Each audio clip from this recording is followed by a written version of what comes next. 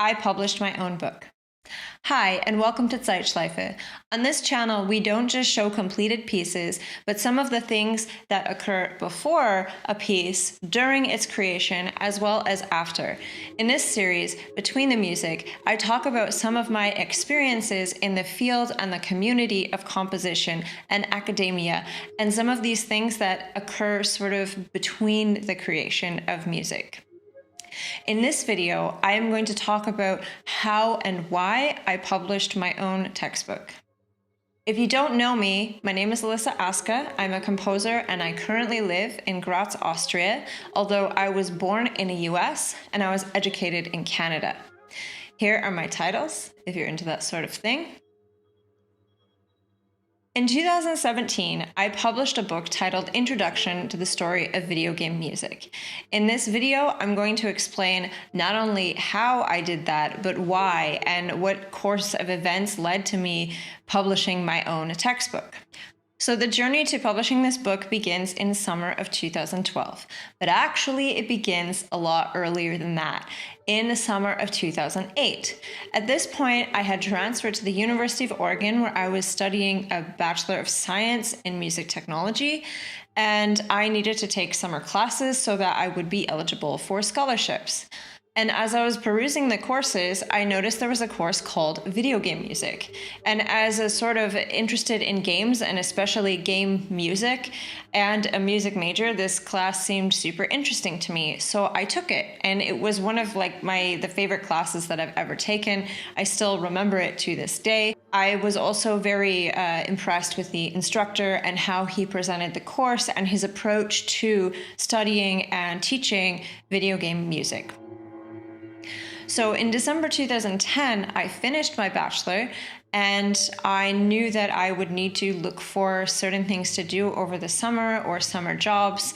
And one of the things I thought of was to possibly try and teach this course, because the instructor that originally had taught it was at the time a graduate teaching fellow, or GTF.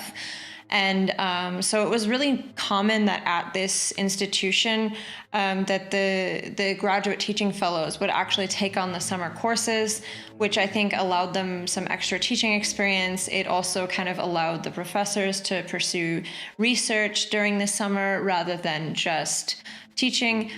And at this point, by 2010, the instructor that taught it in the past had moved on to a full-time academic position in another state. And I thought, well, if he is not returning, maybe I could offer to teach the course in the summer, because of course it's something people were always interested in.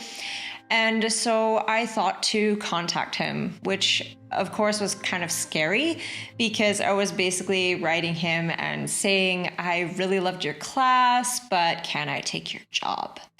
So I wrote him a message, and I was quite surprised because I didn't think he would respond, or I thought maybe he would say, no, it's okay, I'm coming back. But he said, actually, I can't come back in the summers. It's not logistically possible for me to teach. So not only did he say, you're welcome to teach the course, but he also offered me to look at his materials and even send me the materials so that I can build my course kind of off of his building blocks, which I thought was super fantastic.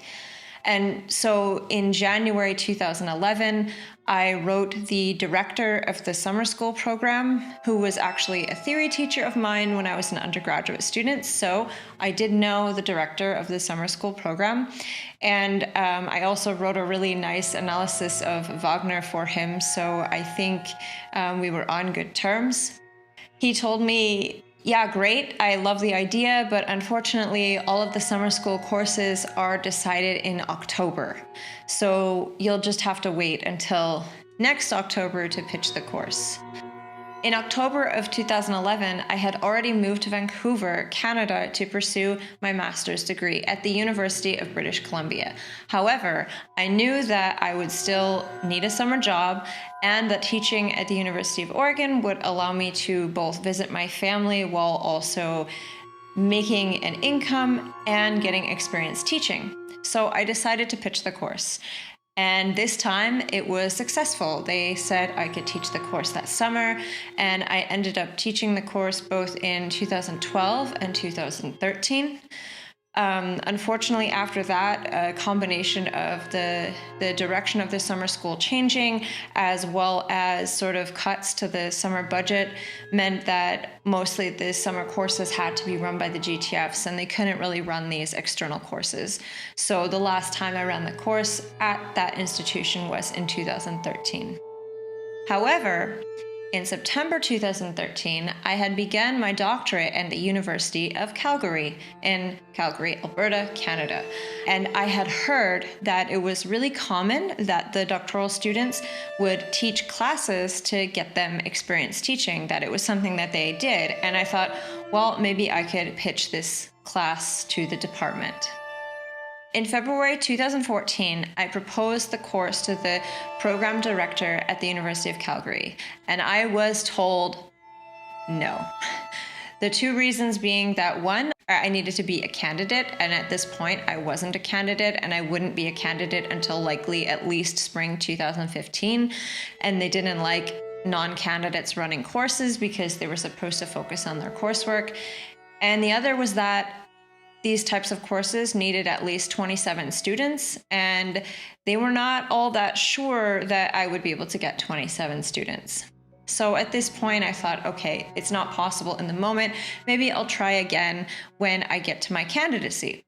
However, then in 2014, in the summer, I received my funding letter, and I was quite surprised because, well, I had been promised earlier a teaching assistantship that seemed to be completely missing from my funding letter.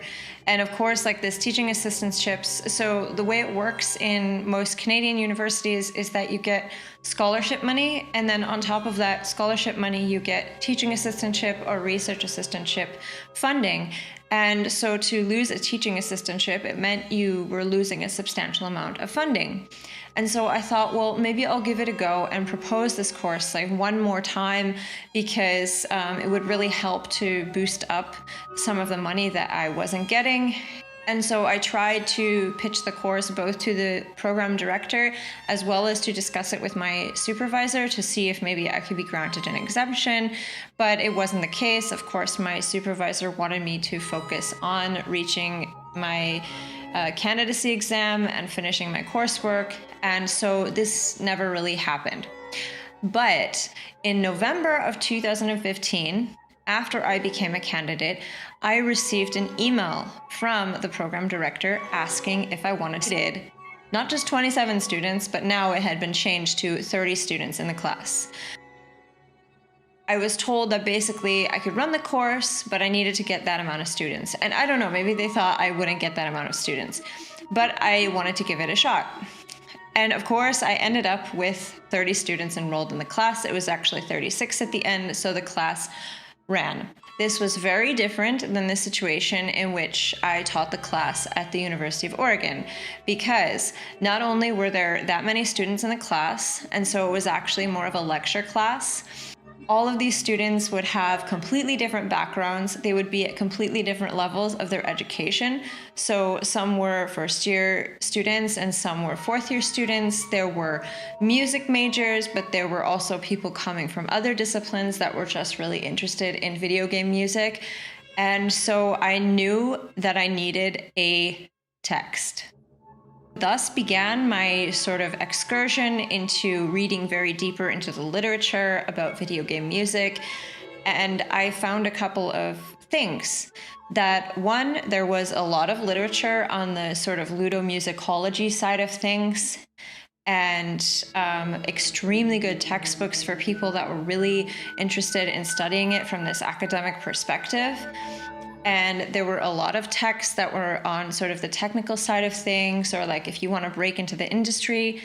But there wasn't really any textbook that was designed for like someone that really knew nothing about video game music and just wanted to sort of learn about it in a sort of theoretical and historical sense, but not necessarily being as deep into the academic portion as some of the textbooks that I read. And so I decided to just write my own text. When I was teaching the class, it was a spring term 2016. So around May, June 2016, I basically just started writing the chapters. I wrote a few chapters per week because it was a condensed course. And I was doing all this while I was also working on my dissertation. And so I just compiled these materials, and I found that the students found them useful to sort of summarize the material and allow them to study for exams, because it was so many students that I needed them to have this supplementation. And so it was super useful. After I finished teaching this class, I actually traveled again to Oregon, not to teach, but to visit family, because I did this every summer, regardless of whether I was teaching or not. I met with my old professor of music technology, and he had published a book on Kima. It was sort of a Kima tutorial, and he didn't go through a publisher, but he self-published it. And I asked him about this process and why he chose to self-publish. He told me he didn't need the prestige from publishing with a publisher because he already had a professorship and everything, so it didn't need this on his CV, and that publishers would not allow him to set the price he wanted. And so he could, for example, through self-publishing, choose to set a lower price that allowed more people accessibility to his book. If you go with a publisher, you'll get the prestige.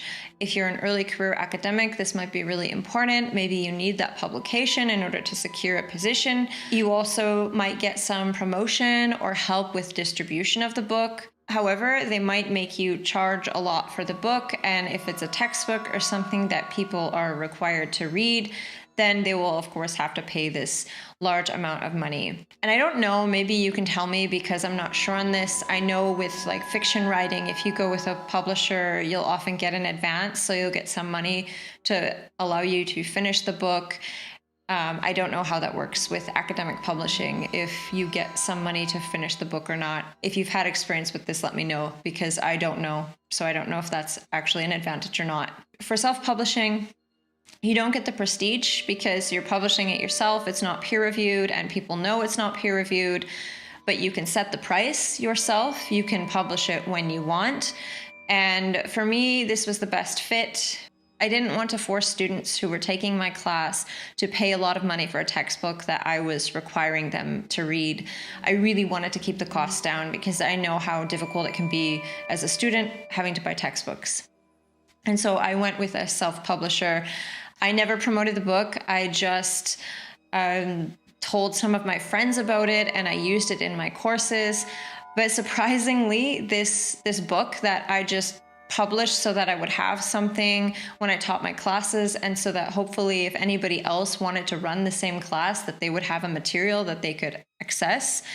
This book has now become my second most cited publication. It's been heavily cited, and it's not only been cited in academic sources, but it's also been cited in some popular sources. And so all of this was kind of done through me just publishing a book on my own, without any promotion or advertising whatsoever. And so that was kind of a really positive outcome of this. And I think it's interesting that it kind of started out of this necessity that I needed to do something in the summer.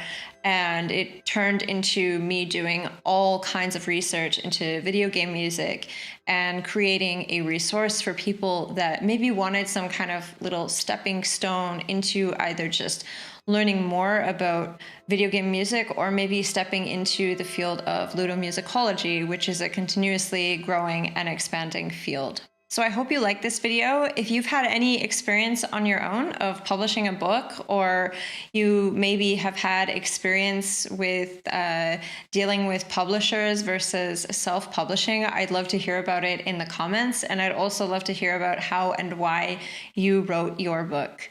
So thank you for watching, and we'll see you next time.